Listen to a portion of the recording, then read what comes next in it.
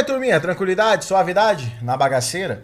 A gente sempre trazendo uma informação diferente e uns papos muito loucos, né? Estou eu aqui, Fernando Lisboa, e mais um bate-papo bem legal. E aí, Franco? Tudo bem? Olá, gente, tudo bem? Primeiramente, agradeço a Deus Amém. por estar aqui e hoje eu tô na cota branca. Isso. A gente Né? também tem inclusão aqui, é claro. É né? verdade? Trabalhamos com inclusão social, esse é o nosso fundamento e a cota hoje é para ele. Verdade. Como você se sente sendo um cotista branco? Pra mim não tem essa não, é todo mundo igual. Iu! E o nosso bate-papo de hoje, adivinha com quem? Sérgio Camargo, isso mesmo. E como eu sempre faço com os nossos convidados, ok? Olha só, Sérgio Camargo. Quem é o Sérgio Camargo? Olá, tudo bem? Prazer estar aqui com Prazer. vocês. Obrigado pelo convite, Lisboa. A gente já se conhece. Iu!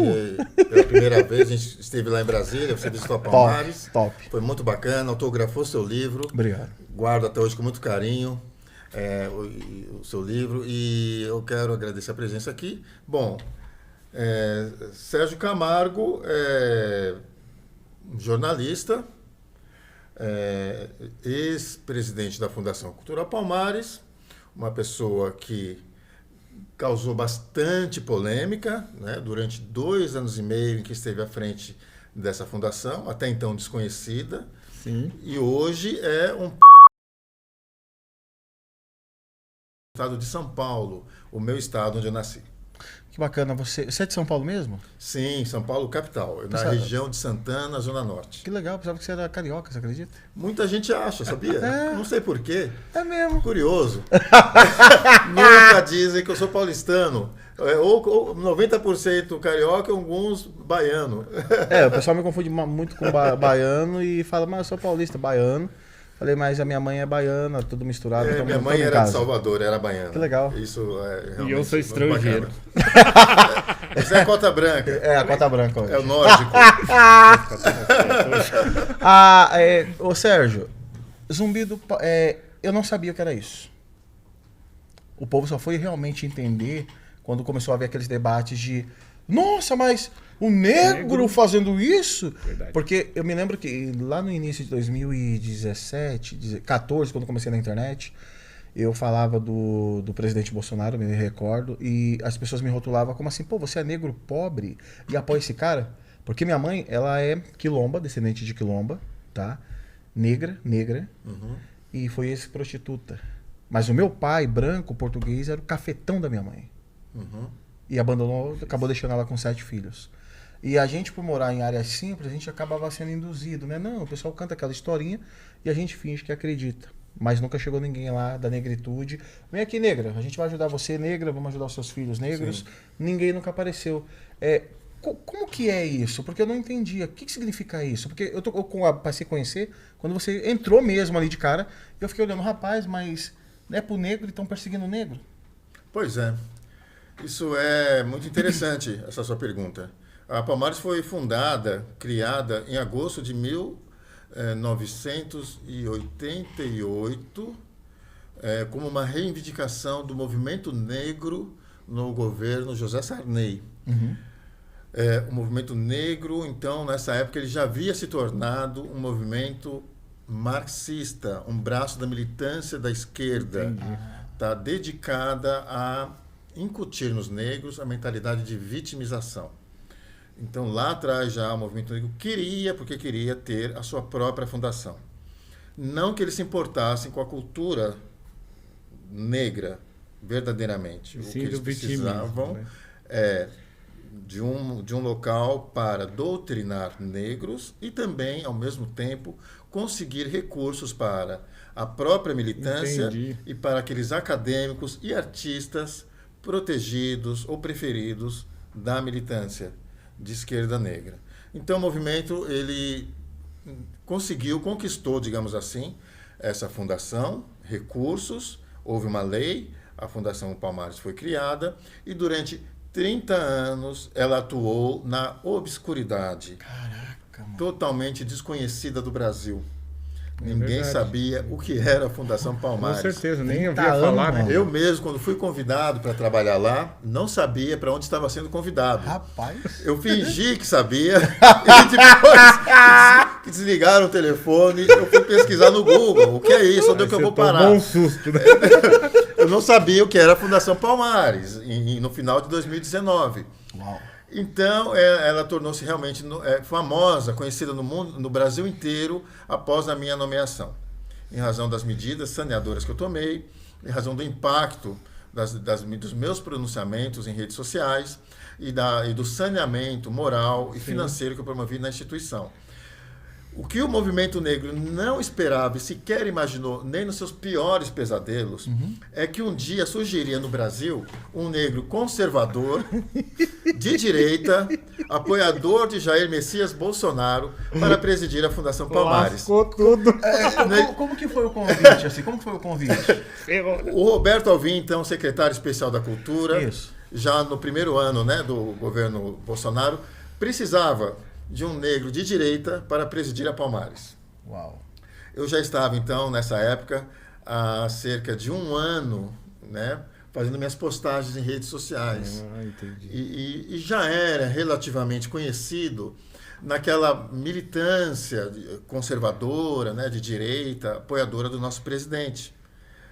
A mulher do Roberto Alvim, a Juliana Galdino, uma atriz, era minha seguidora, admirava meus posicionamentos. Legal. E sugeriu a ele, olha, você está precisando de um negro conservador e corajoso para presidir a Palmares? Eu conheço um, Sérgio Camargo. Dá uma olhada nas postagens dele. Roberto Alvim olhou, gostou muito do que viu, levou para o presidente, nosso presidente Jair Bolsonaro, que também gostou bastante e aprovou minha indicação. Então foi assim que eu cheguei. Eu cheguei como resultado, como consequência das minhas opiniões em rede social. Uau. Isso que me levou até a Palmares. E eu acredito por você ter esse modo de pensar, você leva a pedrada todo dia, né? Do pessoal, Sim. né? Antes de entrar no governo, já apanhava tinha, bastante.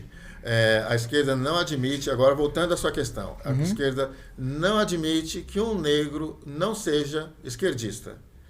Eles acham que há uma dívida de gratidão do negro para com a esquerda e que nós temos a obrigação, o dever moral de agradecê-los até pelo oxigênio que respiramos.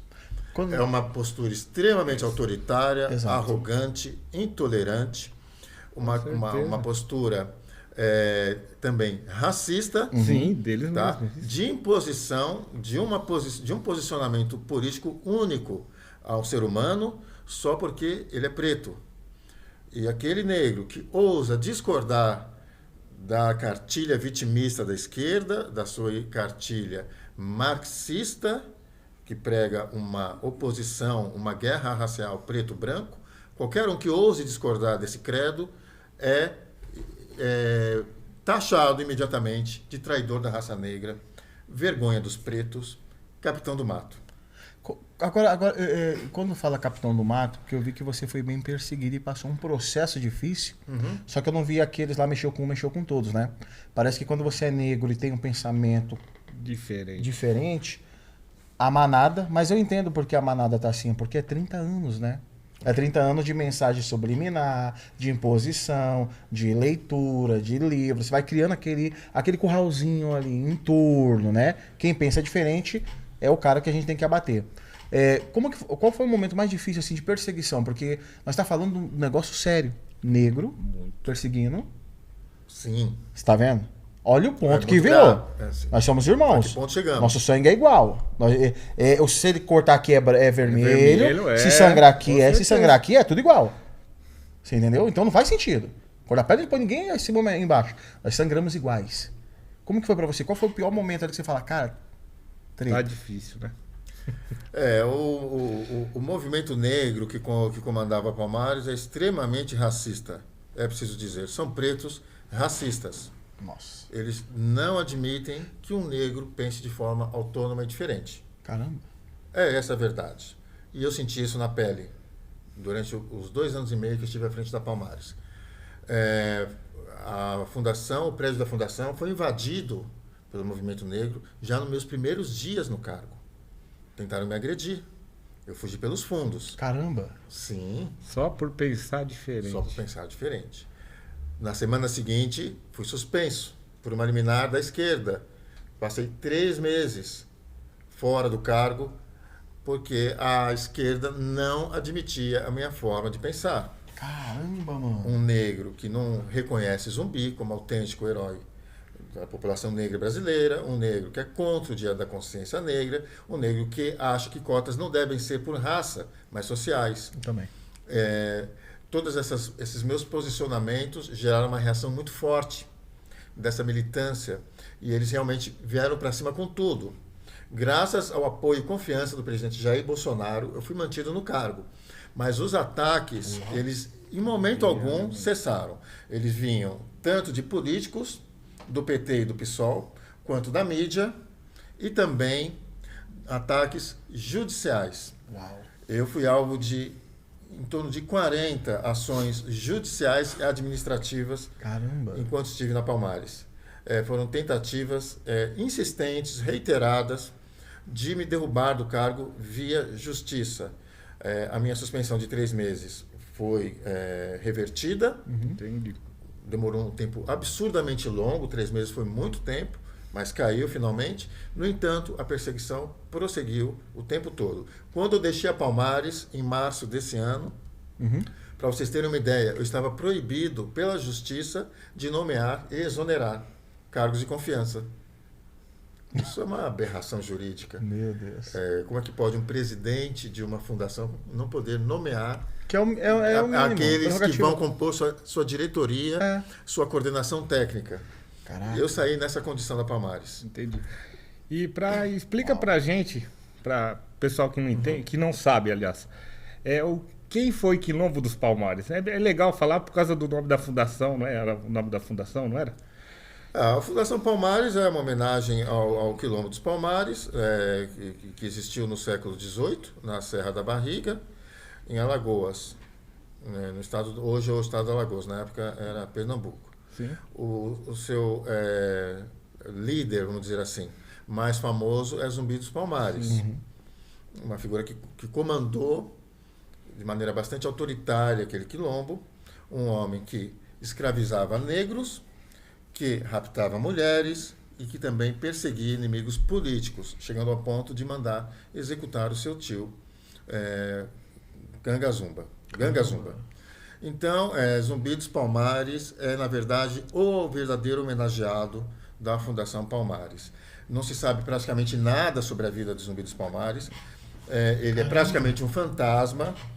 Tudo que a historiografia marxista fala, de viés marxista fala de Zumbi, é uma ficção.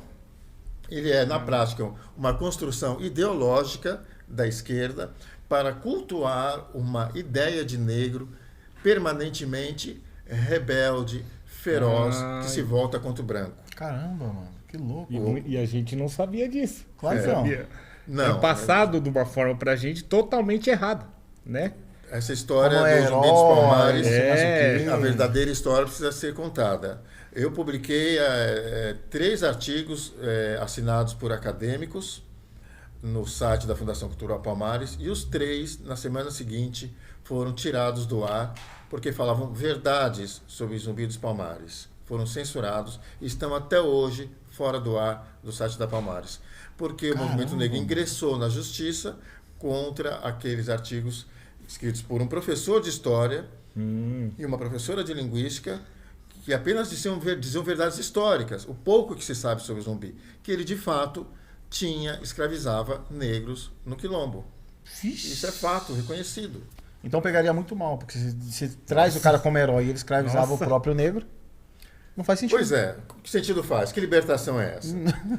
Eu acho que não era vantajoso. Na verdade, Zumbi ele manteve, em vigor no Quilombo dos Palmares, uma tradição milenar africana. A África sempre escravizou negros. Isso. Muito antes da chegada do primeiro europeu, já havia a escravidão na África plenamente estruturada. O que houve a partir da chegada do europeu foi uma aliança com chefes africanos que passaram a fornecer mão de obra escrava capturada no interior do continente e vendida na costa para os traficantes. Então, no começo era um negro escravizando o negro. Sempre foi. Então, o Zumbi apenas manteve essa tradição nefasta existente no continente africano muitos séculos antes da chegada do europeu. A escravidão persistiu durante todo o período da escravidão, do século XV ao século XIX, e persistiu ao longo até do século XX na África, em alguns países. Como que fica hoje? É porque a gente tem a história do zumbi, que geralmente eles ocultam, dá pra ver que é bem escondidinha, Sim. e passa como um herói. Mas você vai pegar história, o cara é um vilão. É o que deu pra pegar aqui. E como que entra o cenário agora, a Princesa Isabel? Porque eles parecem que tiram ela, banem ela, e o cara ali, o vilão é o herói, é o que é vendido. É o que sempre foi vendido. A primeira declaração de impacto que eu dei após assumir a Palmares foi uma breve entrevista na saída do Palácio do Planalto, após conhecer o presidente Jair Bolsonaro em seu gabinete. A imprensa me cercou e eu disse ali, entre outras coisas, que no que dependesse de mim, o Dia da Consciência Negra não teria suporte algum da Fundação Cultural Palmares e nós iríamos, como é que se diz, restabelecer o 13 de maio e a Princesa Isabel como a verdadeira heroína dos negros. Entendi. Tá? Então, eu acho que há uma tentativa da esquerda de ocultar a importância da Princesa Isabel como a libertadora, a redentora dos negros. Ela não era uma mulher tola que não sabia o que estava fazendo. Princesa Isabel era uma ativista do abolicionismo. Ela acolhia escravos foragidos no palácio, ela promovia eventos para arrecadação de fundos que iriam custear alforrias para escravizados antes da Lei Áurea. Então a Princesa Isabel era uma ferrenha inimiga da escravatura de negros. Sim.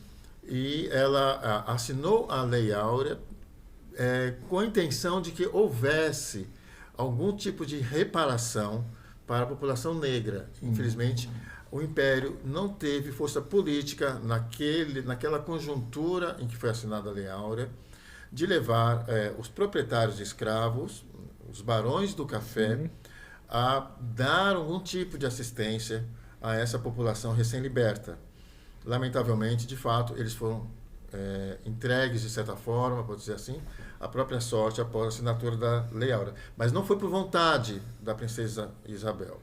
Foi por uma imposição da época, uma impossibilidade na época de levar os proprietários de escravos a indenizá-los. Na verdade, eles se achavam realmente lesados nos seus direitos. Eles, na verdade, exigiam do imperador Dom Pedro II uma indenização pela libertação daquilo que eles viam como seu patrimônio, sua mercadoria, aquela mão de obra escravizada. Então, essa é o papel. Eu acho que a Princesa Isabel é uma figura que precisa ser, como se diz, reabilitada, vamos dizer assim. História, ser trazida, né? Trazida à tona de novo. Entendi. Porque ela tem sido muito negligenciada e injustiçada por uma academia, uma historiografia que busca supervalorizar Zumbi e apagar da história todos os outros que de alguma forma possam ofuscar esse falso herói. E o que seria a alforria? Acho que muita gente não vai saber o que seria a alforria. É um documento que declara liberto Sim. o escravo, a partir de sua assinatura pelo senhor. É um documento com validade legal. Ele pode ser obtido tanto pela compra, o próprio escravo pode comprar sua alforria, Sim. porque eles tinham a possibilidade, né, de fazer trabalhar e receber. E receber pelo seu trabalho nos fins de semana. Sim. E ali fazer com economias, conseguir juntar o suficiente então. para a alforria. Então a alforria seria a liberdade deles. Seria... A alforria é uma declaração realmente que torna o escravo um homem livre. Isso. Era obtida pelo próprio escravizado ou às vezes concedida pelo seu senhor. Okay. Agora, então é daí que a esquerda no Brasil hoje tira que temos... você tem uma dívida histórica comigo. Você me deve. Você me deve. Verdade. É. A minha cor da pele Exatamente. faz isso aí igual. Me deve. Ele deve, ele é um devedor de 2 Posso negócios. pagar Tá esse devendo, 60 vezes? Tá vendo? Não. Vou pagar Tá esse 60 devendo, vezes. hein? Nossa, tô lascado. Eu tô lascado. E esse papo de dívida histórica aí? Não há dívida histórica. Eu vou começar, né? Você tem escravos? Não, Teve escravos alguma vez na vida? nunca. Então você não deve. Você foi escravizado? Não. Lisboa, alguma vez? Eu também, eu nunca fui escravizado, eu não fui escravo. Então, que dívida eu vou cobrar se eu não fui escravizado? Entende? Não faz sentido. Dívida não passa de geração a geração. Verdade. Isso é uma ideologia do ressentimento e do revanchismo histórico. A esquerda precisa manter acesa essa ideia da reparação histórica para que a sua pauta de reparação de danos, de reparação de discriminação da população negra faça algum sentido hoje. É esse discurso da dívida histórica que, por exemplo, embasa o sistema de cotas raciais.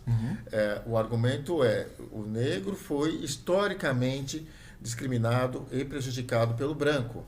Portanto, os seus descendentes precisam de alguma forma de reparação, Uma retratação, uma reparação. para equalizar, né, para restabelecer uma igualdade que não houve em razão da escravidão. Mas isso é uma falácia. Com certeza. Tá? A nossa população é miscigenada, Isso. altamente miscigenada. Todas as famílias praticamente brasileiras têm Mistura. brancos, pretos e pardos. Com certeza. Isso acontece na minha família, Na minha provavelmente na de Sim. vocês também. E eu acho que essa tentativa de tentar cobrar uma dívida histórica do negro esbarra nesse fator, de que é impossível hoje você definir quem é preto ou branco no Brasil. Somos todos Não misturados. tem como, isso é verdade. Eu mesmo tenho um sobrinho neto, Miguelzinho, que é muito branco, e eu não olho para ele e vejo um branco privilegiado, um opressor, ou alguém que tenha dívida comigo em razão de um passado histórico já superado. O Miguelzinho é uma criança pela qual tenho afeto, amor e pela qual eu desejo o melhor de tudo. Tá? Sim. E a cor da pele dele, o fato de vai ser branca, diferenciar não nada. significa absolutamente isso mesmo, nada, isso nem mesmo. para mim, nem para o meu pai, o bisavô dele, nem para qualquer um dos seus tios, que também são pretos, ou para seus amiguinhos, e aí por aí vai. Que louco, hein? É o culto do ressentimento, é a busca da revanche histórica, é um desejo de vingança que não passa nunca. Exato. A esquerda não quer superar o racismo, a esquerda quer vingança. O racismo não seria um mercado? Bom É pra o se mexer? mercado, sim, é o mercado, o vitimismo é o Isso. mercado, o ódio pelo passado, o ressentimento também é o mercado. Eles faturam com isso por meio de seus coletivos, as suas ONGs vitimistas, as judicializações de casos, supostos casos de racismo. Então, a esquerda também fatura politicamente, elegendo representantes com esse discurso vitimista, exato. Muita gente, de verdade. ressentimento Caraca, uma longa. pelo passado, elegem Talíria Petroni, Davi Miranda, Benedita da Silva e muitos outros que agora a gente não tem como citar, mas existe uma enorme bancada do ressentimento e do ódio pelo passado, eleita pelo PSOL, pelo PT e outros partidos de esquerda, com base nesse discurso que torna o negro cativo de uma mentalidade artificialmente construída por essa ideologia marxista que divide brancos e pretos como inimigos, o que é falso. Quando você entrou na instituição, qual foi a cena que mais te marcou você? Pô, pra lá dentro e entrar e falar, agora eu vou administrar isso aqui. Qual foi a cena que te marcou assim? A cena que mais me chocou foi quando o elevador parou no segundo andar e eu vi que ali estava a sede do PT, no mesmo prédio. Eu olhei, Já pensou? primeiro e sério? segundo andares do prédio era um diretório nacional do PT.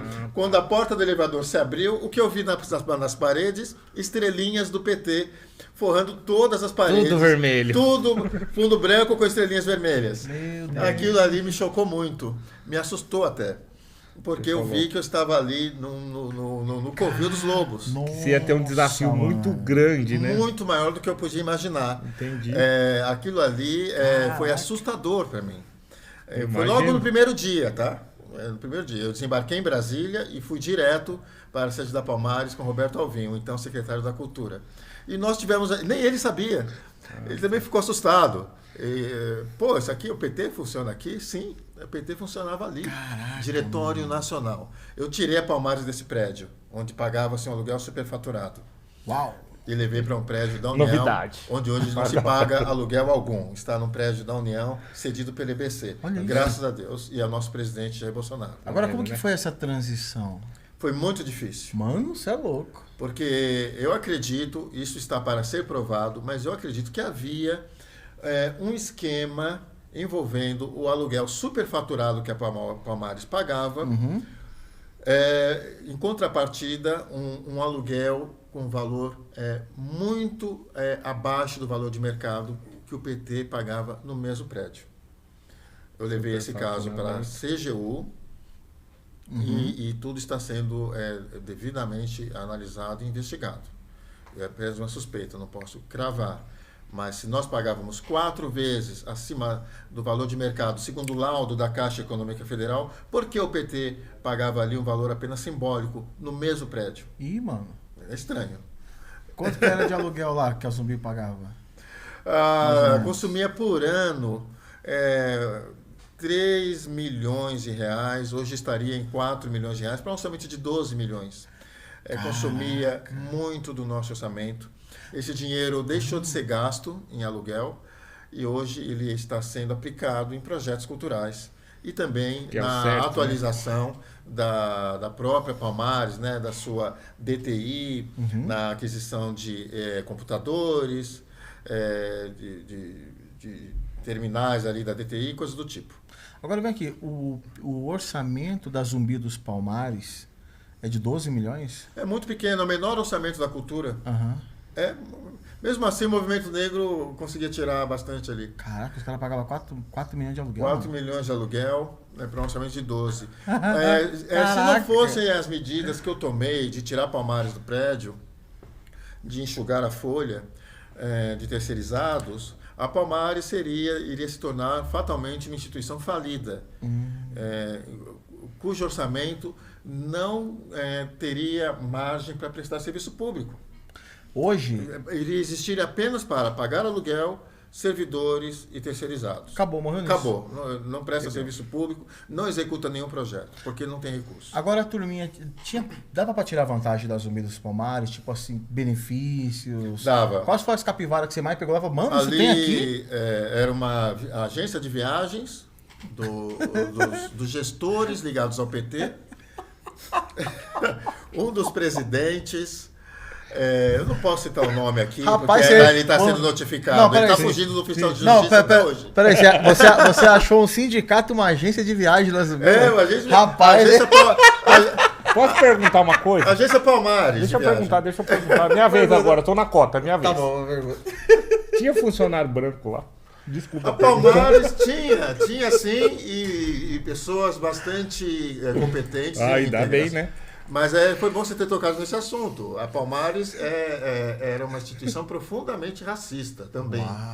Os servidores brancos concursados que chegaram lá por mérito sofreram muita discriminação e perseguição por serem brancos e por terem ingressado na instituição por mérito. O movimento negro perseguia essas pessoas. Eu tenho relatos bastante confiáveis de insultos raciais direcionados a eles, também de cargos que não podiam ser ocupados por eles, embora fossem tecnicamente capacitados, aprovados e preparados para aquela função, eles não podiam assumir porque eram brancos. Meu Deus do céu. O que se colocava no lugar? Militantes do movimento negro ou políticos, ou indicados de políticos do PT, pessoas sem qualquer preparo. Vixe, tá? Só porque carrega a bandeira. Só porque era da patota. Vixe, enquanto aqueles que tinham preparo não assumiam esses cargos chaves, de maior responsabilidade, o que eles faziam? Punham a militância preta, petista, ali para o quê? Desperdiçar recursos, viajar e favorecer artistas e acadêmicos marxistas com a pouca verba que a Palmares tinha. Aí, agora eu fico olhando, como essa agência de viagem que funcionava lá, como que eles executavam isso? Isso aí era um caso bastante que está sendo agora investigado pela CGU, esse ex-presidente residente lá em Salvador, na Bahia, ele fez em torno de 150 viagens de Brasília a Salvador, às custas da Palmares. Uau. Não eram viagens oficiais para cumprir a agenda, eram viagens particulares. Caraca, para voltar para casa. 150 viagens, mano? Sim. A auditoria levantou isso. Gosto de avião, hein? Ele terá que ressarcir o erário. É o mínimo, né? É o mínimo. Que o cara vai fazer. Sim, É isso, né? Isso, já foi despachado todo o processo para a CGU e ele vai responder por isso. Se você por cada passagem uma média de R$1.000 aí... É um dinheiro bom, viu? Não é pouca coisa, não. E aí, mas só Viajavam para fora? pautas fantasma, em vez de ir para o congresso, para palestra, ficavam na praia. Muito showzinho de pagode, de axé, de funk. Caramba. No Brasil todo. E viajavam para supostamente fiscalizar o show, ou seja, verificar se de fato o artista estava se apresentando, mas isso aí era mera fachada. Então viajavam também para supostamente verificar, né, inspecionar, supervisionar shows que não tem nada de culturais, um show de funk ou de axé, nada contra, assim, quem quiser que curtir, que ouça, que bem entender, eu não gosto, mas tudo bem, mas não é esse o papel da Palmares, não é essa a missão institucional, não é esse papel, a nobreza da Palmares não está nisso, está em fazer com que o pequeno artista, o cidadão comum, quilombola ou da periferia, possa ter recursos e possa ter um reconhecimento pelo seu talento artístico. Essa questão fica interessante de artista, porque era ligado à cultura, ao Ministério do Mário, né? A Palmares, todo mundo acha, é normal isso. Todo mundo acha que era vinculada à Secretaria de Cultura. Pode ser cultura. Né? Mas ela estava na cidadania, quando eu cheguei, estava saindo da cidadania e indo para o turismo. Ela é vinculada, hoje ela é vinculada ao Ministério do Turismo. Bom deixar isso bem claro. E supervisionada pela Secult. Porém, o vínculo formal, institucional, é com o turismo. Pertence ao turismo. Legal. Quando você chegou na Zumbi, qual era o retrato do negro estampado? Porque eu vi algumas matérias, né, de quadros. Falei, o negro, parece que o negro não pode ter dinheiro. Eu quero Land Rover, irmão, Evoque, jato, nave. Eu quero do bonde. Mas você não quer problema seu, eu quero. Como que Quem foi? não quer, né? Mano, as ideias. Vai falar que não. Qual era o retrato do negro lá? Porque parece que negro só tem que ser o lascado da história, né? A Palmares era comandada por negros que tinham uma vida muito boa, né? Não podem, embora eles digam que todo preto é vítima e um oprimido do branco, eles tinham uma vida muito boa, casado com mulheres brancas, o que eles pregam que o negro tem que casar com mulheres negras, as negras com homens negros, né? Aquela pregação anti-miscigenação. A miscigenação derruba as narrativas deles. Nossa. Tá? Eram casados com mulheres brancas. Sim, são hipócritas. Não existe esquerdista sem hipocrisia. É verdade. Enfim, e eles ali construíram ali uma espécie de cercadinho comum, onde eles usufruíam daqueles recursos sem dar nada em troca para a sociedade. Como já disse, a Palmares teve 30 anos de irrelevância e obscuridade. Nossa, até a minha chegada. Imagina que não passou aí, né? Então, eu chegando lá, imediatamente exonerei todos esses pretos ligados à esquerda. Eita peste. Deu merda. Porque, é claro, seria impossível trabalhar, fazer uma gestão com pessoas que que te odeiam, Mas é eles, né? que discordam de absolutamente tudo que você pensa e que, enquanto estivessem ali, iriam apenas o tempo todo, dia e noite, sabotar todas as suas iniciativas. Quantos por cento mais ou menos você mandou embora? Uns 90%? Mandei uns 20. 20? 20. Nomeados. Alguns saíram imediatamente, os diretores e coordenadores, eu tive que tirar no dia seguinte. Após a volta da minha suspensão, 3 meses, isso foi em fevereiro de 2020, eu já exonerei todos. Saiu nos jornais, Sérgio Camargo exonera grandes lideranças do movimento negro. Pô, os caras não eram nada. Não, mas Zé Manés qualquer. a imprensa fala de um jeito que você é o brancão metendo o terror lá dentro. Eu sou o negro racista. Para eles é o seguinte, discordou é racista, capitão do mato. O negro não tem o direito de pensar com autonomia e liberdade. Discordou capitão do mato, é racista. Então eles me viam como uma espécie de inimigo do negro. Veja bem, é importante esclarecer isso. O movimento negro, que na verdade é um conjunto de coletivos e ONGs, tá? Não tem uma sede, um prédio, nada disso. É um conjunto de partidos, ONGs, coletivos, etc. Ele não representa o cidadão negro brasileiro. O movimento negro representa apenas a militância negra de esquerda, que é uma minoria ínfima da população negra. Caramba. O cidadão negro honrado e trabalhador, este não é representado por esse movimento. Esse movimento prega o quê? O aborto, o desencarceramento em massa de bandidos, Liberação das drogas. liberação das drogas, vitimização do negro e também de bandidos, vistos como coitadinhos, e defende a reeleição, a volta do Lula, o molusco, ao poder. Então, qual é o negro decente que se vê representado por essa militância?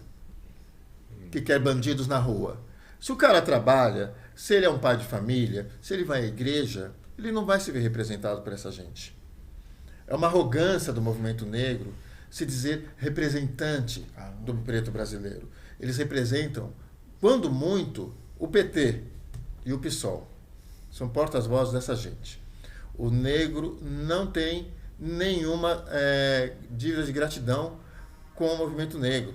Então, por que eles me atacam tanto? Porque eu estou expondo isso para o Brasil. Eu estou dizendo, olha, nós somos livres. Exato. Nós não precisamos de vocês para nada. Nós podemos construir o nosso futuro com valores e com mérito. Não precisamos desse discursinho vitimista, né? Dessa escravidão ideológica, dessa mentalidade de gueto. Não queremos os seus heróis, não queremos zumbi. E nós não precisamos disso. Então, o negro não precisa do movimento negro para nada. Eu fiz da Palmares uma instituição do Brasil. Bom. Liberta dessa gente. As políticas do governo não precisam desses movimentos sociais para chegar ao cidadão brasileiro. Olha o que o Bolsonaro está fazendo em relação à titulagem de terras. Sensacional. Está levando o título, se eu não me engano já são 400 mil, sem passar pelo MST. Não precisa. O MST só explora o sem terra. Ele não está lá para ajudar, está lá para mantê-lo escravo do próprio MST. E a Palmares é uma situação análoga. Ela não precisa do movimento negro, da militância negra, para chegar ao pequeno artista negro. Não precisa para nada. Então, foi o que eu fiz. Eu tirei do caminho essa gente e hoje a Palmares executa seus projetos diretamente na ponta. Em vez de dar 500 mil reais para um único artista ligado ao PT ou essa militância, nós pegamos esses 500 mil reais e dividimos em 20, em 50 parcelas e premiamos pequenos artistas com 5, 10, 15 mil reais em todo o Brasil, por meio de editais públicos, publicados no Diário Oficial da União. Qualquer cidadão negro, artesão, pintor, cantor, ator, pode inscrever seu trabalho, vai lá ver o edital publicado, leia as regras. Se ele se enquadra, se ele acha que seu trabalho tem valor, ele inscreve. Uma comissão técnica vai julgar esse trabalho e se considerar que tem mérito, valor, vai premiá-lo com 20 mil, 30 mil reais. Isso para um quilombola, É um cidadão, muita é coisa. muito cidadão dinheiro. rouba muito dinheiro, Eu filho. acho que é. Isso faz diferença na vida Porra. dessas pessoas. E elas se sentem reconhecidas. E pra fazer esse processo é como? Entra no site? Isso é o edital Palmares de Arte. Ah. Já está na 3ª edição. E tem outros editais mais direcionados. Tem um só para fotografia. Que top. Tem outros mais específicos para determinado segmento artístico. E tem o maior de todos, que é o edital Palmares de Arte. Então, antes esse dinheiro ia para quem? Como eu já disse aqui. Artistas ligados ao PT. A teta secou. A meu teta filho. secou. Rapaz, você Ai, tá ai. falando aqui, eu vejo o tanto de treta que você pegou. Viu? Então, porque é o ódio Mano, deles. o bagulho é mano. louco, hein? O problema não é tanto, não é só as minhas opiniões, que eles, de fato. Foi as ações. Exatamente. Caramba. Eu fechei. Acabou, secou Acabou a a teta torneira. da negrada vitimista ali. Secou. Eu já vai ficar assim, ai que ódio. Eu vou virar um branco Isso. vitimista. E além da teta secar, a gente passou a levantar também o que eles fizeram de errado ali. Aí zoou. Uma mãe de santo desviava recursos da Palmares para o seu terreiro. Isso está sendo investigado. sério? Tem processo aberto, auditoria em cima. pai do Sério? Sim. Como desviar? Pais e mães de santo ocupavam cargos por nomeação na Palmares. Realizavam até despachos nos corredores e salas da instituição. Tá brincando. Sim, os servidores chegavam lá de manhã e encontravam oferendas de farofa, Sério, mano. vela acesa, Sério, galinho, caramba galinha, lá. cachaça, tudo completo. Caraca, mano. Nos corredores e salas. Pediam, pelo amor de Deus, alguém pode tirar isso daqui, eu preciso trabalhar. Com todo respeito, claro. Não Não, podiam sim. chegar. Não vou nem falar a palavra aqui, que senão vem o Ministério Público.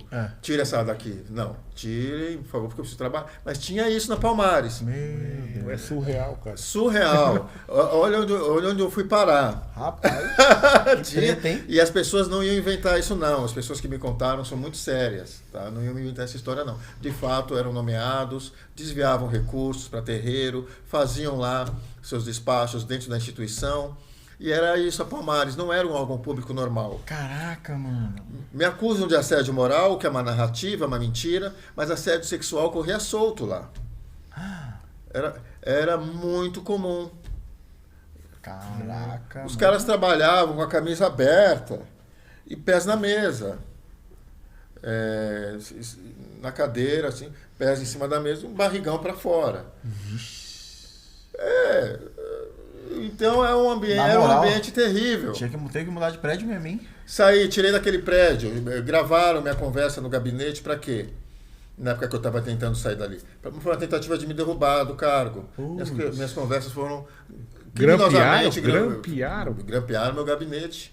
Caraca, mano. Isso foi parar no Jornal Nacional, foi parar em todos os jornais. Foi quando ali eu disse, chamei o Movimento Negro de escória maldita. Sérgio Camargo saiu toda a mídia, chama o Movimento Negro de escória maldita. Nossa. Mantenho, a escória maldita, sim. Imagina o argumento que eles usaram, as edições que eles fizeram através disso aí. Cara, que louco, mano. Na Então, moral, que buraco. fui gravado, invadiram.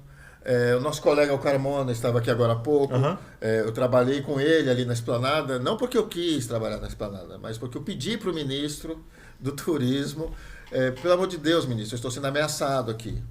Eu e os servidores estamos correndo risco, porque eles estão ameaçando. Soubemos por grupos de WhatsApp, temos pessoas em grupos de WhatsApp da militância negra, eles estão ameaçando invadir o nosso prédio para me atacar, para atacar os servidores que estiverem comigo e para quebrar tudo aqui dentro. Nossa. Fui lá para a Esplanada, no prédio da Secult, bloco B da Esplanada.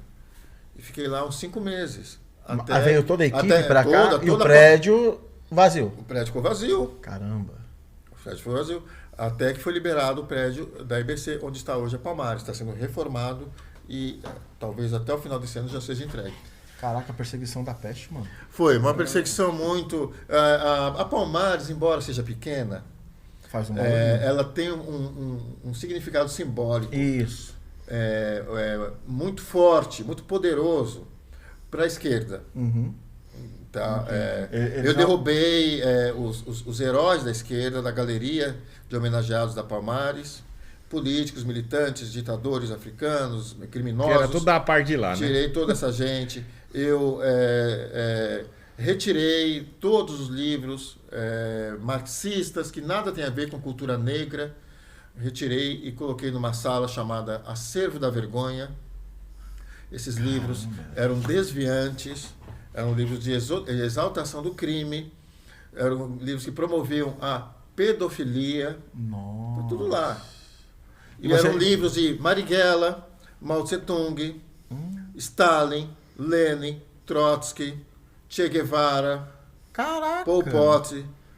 Tudo lá. O que isso tem a ver com cultura de temática negra? Nada. Nada a ver, né? Absolutamente nada. Tinha ali 300 livros de e sobre Karl Marx. Machado de Assis, menos de 10 exemplares. Vixe. Eram essas prioridades deles. Caramba, agora... Comunismo. Só comunismo.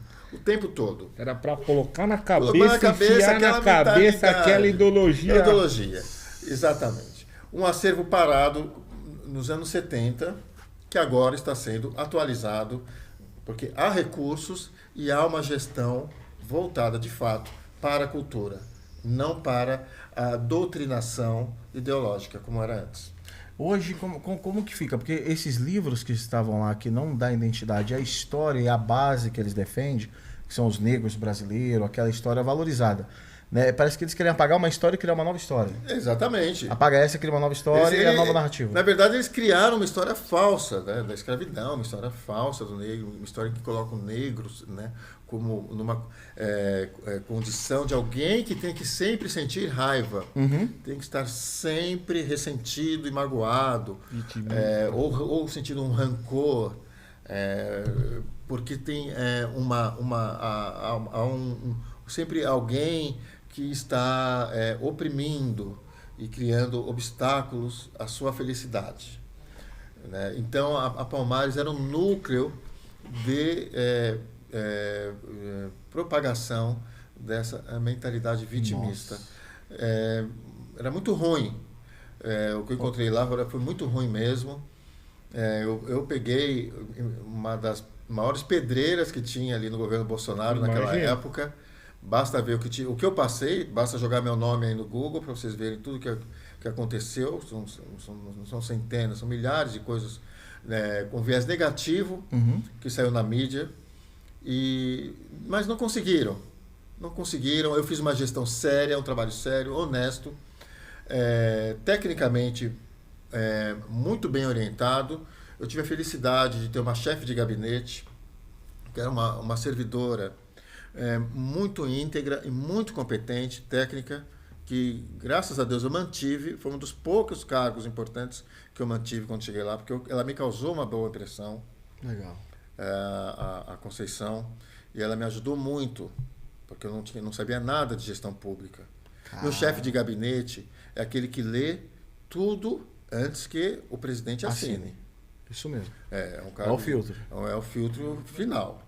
E eu cheguei a um tal grau de confiança na Conceição que eu passei a assinar muita coisa sem sequer ler, porque eu confiava de fato na seriedade. Eu só li aquilo que ela me avisava. Sérgio, esse documento, esse processo, leia antes de assinar para você ver se de fato concorda. Agora, portarias, ofícios, coisas do dia a dia, eu assinava tranquilamente. Que legal.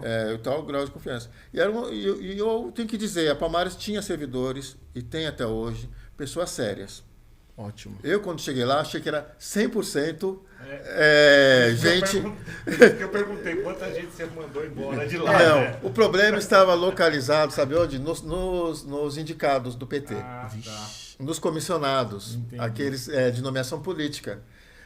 Os servidores concursados Eles que entraram por mérito, esses são, eu diria que 95%, tinha um ou dois ali só, 95% deles, pessoas, servidores dedicados, que zelam pela instituição e pelo próprio nome. Tá? Eles não tinham aquela vontade, não precisamos derrubar o Sérgio Camargo de qualquer jeito. É porque existe muita sabotagem, né? Assim, Teve sim. Sabotagem pra Veio caraca. de alguns terceirizados, tá? E também desses comissionados, alguns que eu levei algum tempo para tirar, e, por incrível que pareça, de alguns também direitistas que eu tive infelicidade de nomear.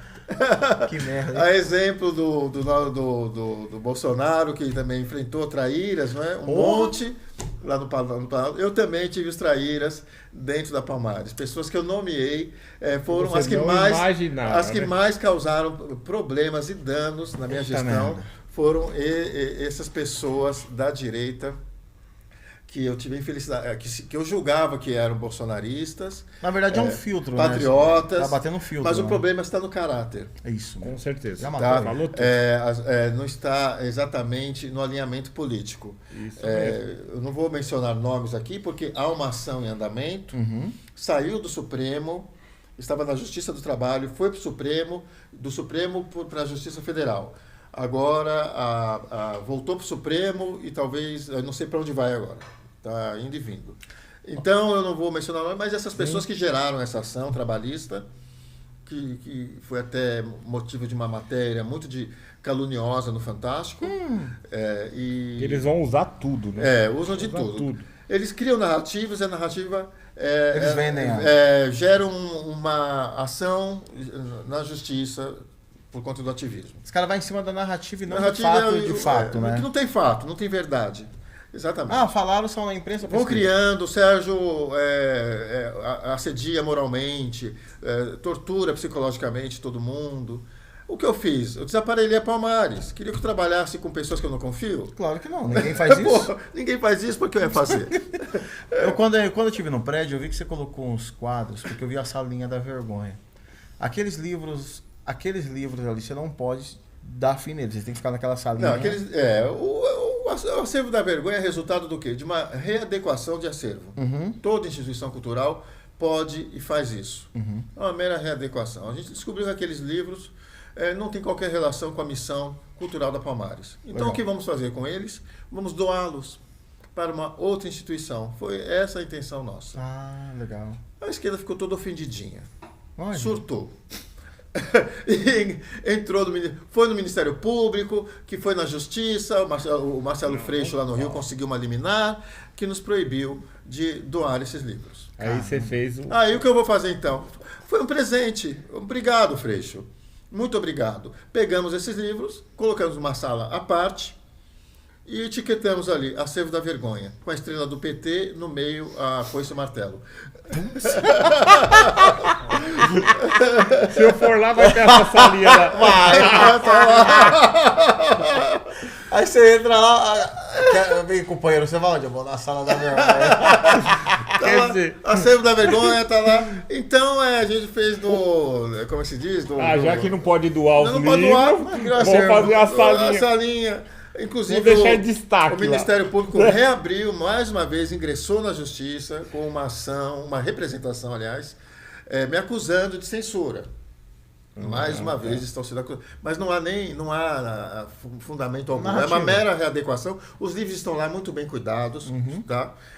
Numa sala, num ambiente adequado, estão sendo num ambiente seguro e em momento algum se cogitou queimar esses livros, descartar no lixo, nada disso. Isso aí nunca se falou na Palmares. Nós somos responsáveis, eu não sou maluco. Encheu a sala de livro lá. Estão lá porque eles não têm nada a ver. Acabou virando uma bibliotequinha lá, ó. É uma biblioteca de doutrinação marxista. Livros bandidólatras, livros desviantes, livros que falam em sexo, em sexualização de crianças a partir de 7 anos, ideologia de gênero, estão lá. Separados, mas muito bem cuidados. Não houve censura, não houve, é uma mera readequação. Aqueles quadros de negros prósperos, porque a ideia que eles vendem Estava é tudo assim, escondido. como que foi? Eles não gostam disso. Existia acervo escondido ali? Como Eles que não era? gostam do negro em situações de realização por mérito profissional. O negro tem que estar na favela. Tem que estar lascado. Tem que estar lascado. É o vitimismo. Pô. Tem que estar ali como um morador de rua, ou como um viciado em drogas, ou como um alcoólatra, e tudo por culpa do branco. privilegiado. É porque aí você consegue dividir. É a classe, narrativa. né? É narrativa, porque lá na Cracolândia tem um monte de branco. Tem um monte de louco que é Isso. branco. Então, Não é? Esses quadros estavam onde? O meu coordenador, Marco Frenetti, ele que fez esse extraordinário trabalho de descoberta do acervo da vergonha. Até então era algo oculto. Eu estava na Palmares já há 1 ano e meio, nem sabia da existência desses livros. Caramba. Porque eu não tinha quem fizesse isso para mim. Entendi. Eu não podia ir lá com a minha... Né? Então, o Marco Frenetti, depois de nomeado, passou a ver o que é que tem no acervo. E ele descobriu, além desses livros aí todos que eu mencionei, essas telas. Um belíssimo trabalho, fotos em preto e branco, de negros norte-americanos em situação de realização profissional e de felicidade. Isso estava guardado, escondido. Estava escondido. Nossa. Não sei como foi parar, alguém doou isso e o movimento negro empacotou e pôs num canto. Caramba, Ficou lá então, esquecido. Deveria ser um incentivo para ele falar, Não, vamos estudar, porque vamos conquistar, né? Porque o negro que mérito. entra lá vai falar, mano, olha o cara com um carrão. Bonito, fotos bonitas, Olha o cara artísticas. com top, o negão venceu, mano. Aí é nós, hein? Porque olha só, o não eu já tinha. Sim. Eu cheguei até aqui porque é meritocracia. Meritocracia, Corre tudo é atrás. mérito. Corre atrás. Somos todos iguais, é Corre mérito. atrás. Então eles não querem que o negro... Por que odeiam a classe média? Porque a classe média não depende do governo para nada. Ela paga a educação dos seus filhos. Entendi. E ela pode pensar livremente. Então eles não querem que o negro torne-se classe média. Eles precisam que o negro seja sempre um favelado. Uma pessoa que se sente acuada, que se sente numa situação de opressão, por um racismo estrutural que nunca vai permitir que ele seja algo na vida. Caramba. E que a única saída para esse negro, qual é? O esquerdismo, o PSOL, a ONG, a dependência ou deles, o Estado, O ser humano. ou a Bolsa, O ser humano a acaba- cota, o assistencialismo. Nossa. Eles querem, então eles enfiam no negro que ele tem que exigir do governo direitos sem contrapartida do esforço. Exigir bolsas e assistência. Caramba. Porque ele é vítima histórica, o Estado lhe deve isso, Eu devo. e ao mesmo tempo há uma população branca. Isso é falso, né? Não, olha Com o certeza. nível, É o que nível. chegou. Com certeza. Que o tempo todo. Até explicar dá trabalho. Dá trabalho. Essa mentalidade está se propagando, está se espalhando. Não atingiu ainda a imensa maioria da população, acredito que não. Não. Eu acho que são como a sua mãe, ou os seus familiares, os meus, ou de qualquer preto do Brasil. Meu irmão é preto, é advogado. Meu irmão é preto, é empresário. Minhas 2 irmãs é branca, que nem um leite, advogada e teóloga. Porque minha mãe é nega, só que as filhas é branquelona. Isso aqui... Mas isso é típico. Você olha as minhas irmãs, branca, não que você fala da irmã, não. Aí você olha minha mãe, rapaz, mas ela é escura, apaga a luz, sumiu. Liga aí, voltou. Olha só, porque é muito louco, né? Eu sou Todd, né? Então, assim, Você não é um... Café com leite. Você é quase você é um afrobege. afrobag. Eu sou afro-albino. Você é o floquinho. E aí eles criam essa narrativa que é uma senzala intelectual. É uma forma de prender você aqui. O negro ele não pode ser cientista, ele não pode ser livre, andar de Evoque, ter iPhone, curtir. Você fica se ficar no curralzinho, eu vim aqui pedir uma esmola. Mas eu os preciso que estão de uma lá em cima estão assistência. tudo As lideranças podem. As lideranças Essas podem, estão- isso que eu tô liderança falando. só. Sabe uma das piores coisas que eu vejo? São esses negros que chegam a uma posição de destaque por mérito. E uma vez, e em vez de usar o seu exemplo de vida Pra trazer mais gente. para motivar o jovem negro Exato. a também conquistar, ser um vitorioso Exato. por meio do esforço, o que eles fazem? Dizem que não, você é vítima. Você é um coitadinho. E se aproveita você é dessa vítima situação, né? do racismo onde quer que você vá. Então, e aproveita da situação deles que estão lá. Vá para a esquerda vai isso aí. resolver sua vida. verdade. Vá para a rua, queime pneus, grite fogo nos racistas É. e fique nessa vidinha. É isso que eles propagam. Esses artistas pretos, esses jogadores de futebol, lacradores, Tem muitos aí. professores Infelizmente. universitários com salários de 25, 30 mil reais, propagando essa mentalidade também. Eles não querem que o negro prospere. Eles querem manter o negro como uma clientela e massa de manobra dessa esquerda racista, na verdade, Com certeza. tá? Que vê no negro apenas Seria um capital político. um ser incapaz, mas porém ao mesmo tempo útil às suas É um capital, seus desejos, né? É um capital. ao seu desejo de poder Exato. e de dinheiro. Ô Sérgio, hoje, porque nós estamos em pleno século XXI e eu estou conversando com um negro perseguido, porque eu já sofri o racismo assim, o pessoal falando, pessoas falam para mim, você não é negro não, você não pode debater a causa. Eu falei, irmão, a hora que você olhar minha mãe, filho, você é branco do lado dela, certo? Minha mãe é negona quilombola, descendente de quilomba na documento, tá lá. A minha família, então, o maluco é black music. Eu já fui preconceito de negro comigo. São os piores. Não, racista mesmo, comigo. Não foi branco. Negro racista comigo. Falei, rapaz, olha o ponto que chegou, mano. O Porque cara é você negro. pensa diferente. Nós é tudo lascado. Mas eu saí da senzala aqui mais dentro, tem, né? lógico. É isso mesmo. Como que é pra você, né? Porque quantos anos o senhor tem hoje? 58. Te dava uns 45 suave, passava Obrigado. partido. Tá obrigado, não. Tá, Melanina não, ajuda. tá na Nessas horas eu vou estar de ser preto. Conserva. É verdade. Já vai lá ficar, eu tenho 60. Falei, mas tem 80, mãe. 60, eu tenho 80, mãe. Tem suas vantagens. Você, querendo ou não, você pegou, eu tenho 39 anos. Você pegou, eu não estava nem aqui quando você chegou. Você conseguiu pegar algumas transições. Uhum. E olha a transição. E eu acho que você não imaginava um dia estar dentro de um governo, dentro de um reduto, para brigar com isso. Fala assim, gente, negro sendo perseguido por negro, por pensar diferente, por agir diferente. Só isso. Mais nada. Tiraram sua liberdade de expressão, sua liberdade. Sim. Tentaram te acenzalar. Como que é? O que você passaria para essas pessoas que estão acompanhando a gente, né? Como que é ser um negro perseguido por negro em pleno século XXI? Você passou períodos, você viu ali, você tem 50, você viu 80, você viu 90, você viu 2000. Como que é hoje você tá ser seu alvo? Porque hoje você é um alvo. Os maiores racistas do Brasil hoje são os negros. Mas que fique claro, o negro de esquerda, o negro que milita nesses movimentos identitários vingativos da esquerda. Então, eu fui alvo dessa militância. O cidadão negro, decente, honesto, trabalhador, quando me vê na rua e me reconhece, vem me parabenizar. Exato. Ele diz, Sérgio, você tem razão. Precisa acabar com esse vitimismo. Chega desse mimimi. Nós não somos assim. Não precisamos disso. Quantas vezes negros não vieram até mim e disseram isso?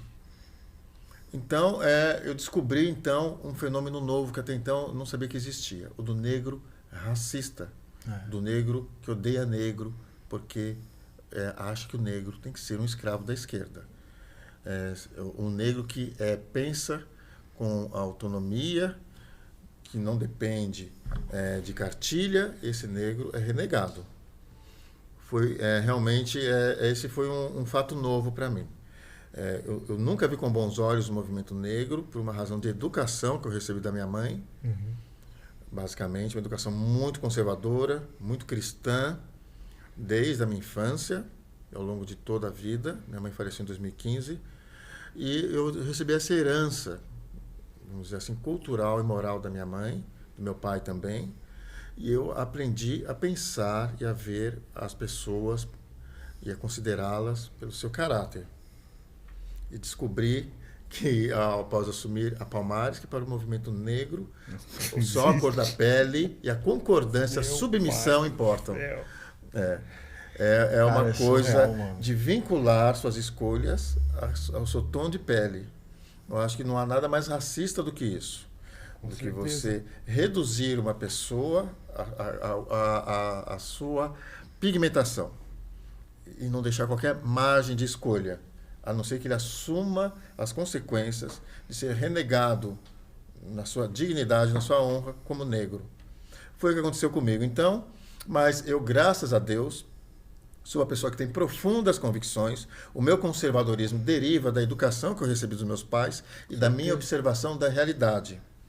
Eu não tenho leituras de obras conservadoras, acho ótimo que se leia, mas eu não li nenhum livro, nenhuma obra de autor conservador. Eu sou um conservador formado pela vida. Eu tenho essa formação, como é a maioria dos brasileiros. Nós somos um povo fundamentalmente conservador. Exato. E eu descobri, ao chegar na Palmares, que eu sou odiado por um segmento realmente da população negra, minoritário, que eu considero talvez nem 1%, tá, do total, mas muito barulhento, porque conta com a mídia, a classe artística, as editoras, as universidades federais, universidades públicas, para amplificar, né, o seu mimimi racial, a sua interminável choradeira por nada, a sua paranoia, né, em relação ao branco, de achar que há racismo até embaixo da cama. Então, ver racismo até na salsicha, no café, no arroz, né, por cima do feijão. Não é nem estranho isso. Na palavra denegrir, e em chamar alguém de neguinho, e por aí vai. Então eu descobri esse mundinho dessa negrada completamente dominada por essa ideologia. São negros que passaram por uma lavagem cerebral. Estão completamente comprometidos. Eu acredito que já num ponto onde não há mais retorno. A gente tem que olhar para a juventude. Você acha que não tem mais retorno? Olha, esses aí que estão realmente sim. nas mãos do pessoal da vida, dessa militância aí, eu acho que não tem mais, só por um milagre. Um ou outro pode aí, por um milagre da vida, e escapar, né? Na verdade, Lisboa, ficou um negócio tão chato, porque antigamente eu tinha amigo negro, ô negão, amigo meu, é o japonês, da hora. não sei o que, e era tudo assim. Assim, né? era legal. Lá Era assim, ainda, todo mundo levava. O negão ofende, nego ofende, então, neguinho ofende. Ficou chato. Ficou uma forma chata, não pode se brincar com nada. O objetivo dele, sabe qual é? É que resta apenas o termo afrodescendente para designar pessoas negras no Brasil. Acabou. Tem que falar. Qualquer outra é ofensa, é racismo. É um absurdo. Sendo que não existe afrodescendente no Brasil, do meu ponto de vista. Somos brasileiros. Sim. Exato. Tá? Acabou assim. Não importa a cor da pele. Somos todos brasileiros. Descendentes de brasileiros. Falou tudo. Essa história de usar o prefixo afro-brasileiro, afrodescendente, isso aí é uma forma também de dizer ao negro que ele não é 100% brasileiro, que ele ainda é um estranho em seu próprio país, que ele é um cidadão desenraizado ainda, Exato. que ele ainda carrega a carga da escravidão. Por isso ele deve manter as raízes, a lembrança da escravidão permanentemente em sua mente. Daí ele ser um afrodescendente, Eu nunca estive na África, não tenho nada contra. Eu não acho um lugar legal, não quero morar lá, não gosto. Tá? Eu acho que ali estão dos piores lugares do mundo para um negro viver. Alguns dos piores países estão na África. Entendi. Tá? Libéria, Serra Leoa, Congo, a lista é enorme. Mas, então, por que eu tenho que me sentir africano? Porque eu tenho que cultuar a África. Eu sou brasileiro. Eu acho que existe uma cultura africana presente no Brasil que marca a cultura brasileira, tem que ser admirada, respeitada, preservada. Mas a África não pode ser usada, e a cultura africana menos ainda, como um pretexto para essa ideologia do ressentimento. O culto do passado, de dor e sofrimento. É isso que eles fazem. Eles pegam a cultura africana e transformam em bandeira ideológica. Esse é o problema. A cultura em si é bela. Sim. A cultura africana é muito bela. Mas a ideologização da cultura promovida pela esquerda, isso aí realmente eu não aceito. A ideia então é meter uma senzala aqui dentro. É uma senzala mental. Uma senzala mental. Você ficar sempre remoendo, sempre sendo. Você tá livre, corpo livre, você é livre para ir para qualquer lugar, mas a senzala intelectual tá aqui, ó, você fica preso. Racismo estrutural é isso, é enfiar na cabeça do negro que há uma opressão onipresente. Onde Exato. quer que ele vá, o tempo todo, mesmo quando ele não percebe, ele às vezes não percebe nunca, porque não é assim, né? Mas ele está o tempo todo sofrendo uma opressão invisível dentro do Brasil. E ele não tem. É falso. E outra coisa, não tem a capacidade de estudar e se igualar. É mérito. O cara vai lá na faculdade e ele vai estudar. Independente se ele é branco, amarelo, japonês, alemão, é só o cara estudar. O preto que for competente, ele vai se impor em qualquer lugar. É isso aí, acabou. Simples assim. Não tem mimimi. Acabou. Não há racista que vá impedir um negro de prosperar profissionalmente. Não. E economicamente. Ele será, sim, reconhecido e recompensado por aquilo que ele sabe fazer como ninguém sabe. Falou tudo. A gente está indo para finalmente, mas tem uma pergunta que eu tenho que fazer.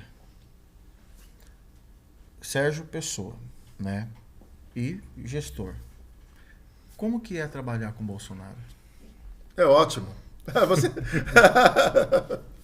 O Bolsonaro é incrível. Eu não seria viável em qualquer outro governo anterior, e eu diria até posterior a Bolsonaro, eu não sei o que vem pelo futuro, a não ser no governo Bolsonaro. Eu sou imensamente grato ao apoio e confiança que sempre tive do presidente Jair Bolsonaro. Ele corajosamente me nomeou, lutou por mim quando fui suspenso durante 3 meses. Ele postou em suas redes sociais que o meu afastamento se deveu a uma decisão judicial, e ele escreveu lá: caso o nosso recurso seja vencedor, eu o reconduzirei à Fundação Palmares. Enquanto a esquerda sonhava que o Bolsonaro iria desistir de mim, ele vai lá nas suas redes e reafirma que Sérgio Camargo, se vencer na justiça por meio da AGU, vai voltar. E voltei. Então, ele, ao longo desse período todo que eu estive na Palmares, ele prestigiou meu trabalho, tá? Ele teve um papel fundamental na nova sede da instituição, no sentido de mobilizar, né, seus assessores. Ele ficou escandalizado quando eu contei para ele por meio de um relato escrito, né? Na época eu não tinha contato, não tinha o WhatsApp dele. Então uma pessoa mandou para mim, eu escrevi lá o que estava acontecendo, o superfaturamento do aluguel, o PT no mesmo prédio, ameaças de invasão. Ele mobilizou seus assessores e eles, em poucos dias, conseguiram um prédio da União para libertar a Palmares. Caramba. Então é uma pessoa que sempre me tratou muito bem, sempre me prestigiou. Quando a Regina Duarte estava irredutível pedindo minha exoneração, ele negou esse pedido a ela. Então ele é uma pessoa que apostou, acreditou em mim desde o primeiro momento que me conheceu, e tem sido assim até hoje. Então eu digo, não há brasileiro menos racista do que Jair Messias Bolsonaro. Mas é uma excelente pessoa, uma pessoa de um coração enorme, bem intencionada. Ele só quer o bem do povo brasileiro. Amém. Eu não falo aqui como uma pessoa que quer ser puxa-saco, não. Não, com certeza. Eu falo com alguém que o conhece como ser humano mesmo. Eu posso dizer, o Bolsonaro, ele não quer nada além do que o que é melhor para o Brasil. Verdade. E ele, eu acho incrível a resistência desse homem a tudo que ele tem passado. É algo assim sobre-humano. O que ele tem suportado. O que eu passei na Palmares é muito análogo, é muito semelhante. Os procedimentos a que eu fui submetido pela esquerda são muito análogos, semelhantes ao que aquela esquerda faz, a mídia, a justiça, com o Bolsonaro na presidência. Porém, numa dimensão, numa proporção infinitamente menor, é claro. Com certeza. Eu estava à frente de uma fundação cultural, ele está à frente de um país, uma nação. de uma nação inteira. Né? Uau. Então, com base no que eu passei na Palmares, eu tenho uma noção, eu posso imaginar o que é estar sentado naquela cadeira no Palácio do Planalto. Terrível. E a gente sabe, era muito mais fácil se ele tivesse do outro lado para ele. Realmente. É muito mais fácil ele ficar na dele, ficar lá, não fazer nada. E é o único, acho que o presidente que está indo para lutar pela gente mesmo. Essa é a verdade. Vai estar lutando por nós e vai vencer. Eu creio. Eu creio. Vocês, com todas as dificuldades. a galera que está acompanhando, tá? Quero pedir para vocês compartilhar. Muito obrigado pelo carinho. E eu vou deixar as considerações com o Sérgio. Rapaz, que aula. Que Obrigadão. história. Eu que agradeço a oportunidade. Foi uma excelente conversa. Tamo junto, né, Lisboa? Com apoio de Jair Bolsonaro. Esse perfil de pessoas aguerridas e leais. É disso que o Brasil precisa para continuar mudando cada vez mais. Contem comigo. Gente, muito obrigado. Que Deus abençoe vocês. E até o próximo programa. Valeu, pessoal. Obrigado, hein? Tchau, tchau. Compartilhem e não desperdicem o seu voto.